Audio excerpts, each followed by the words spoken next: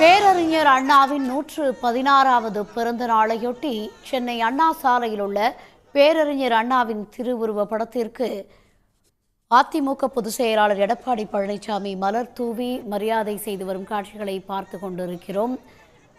இன்று நாடு முழுவதும் அண்ணாவின் 116வது பிறந்த நாள் உற்சாகமாக கொண்டாடப்பட்டு வரும் நிலையில் தலைவர்கள் அண்ணாவின் சிலைக்கு மரியாதை செலுத்தி வரும் நிலையில் அதிமுகவின் பொதுச் செயலாளர் எடப்பாடி பழனிசாமி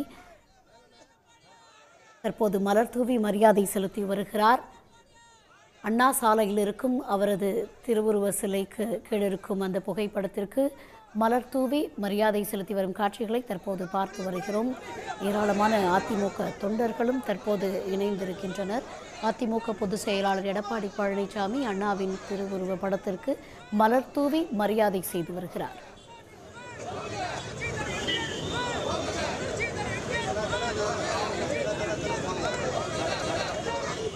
உடனுக்குடன் செய்திகளை தெரிந்து கொள்ள சன் நியூஸ் பெல் ஐகானை கிளிக் பண்ணுங்க.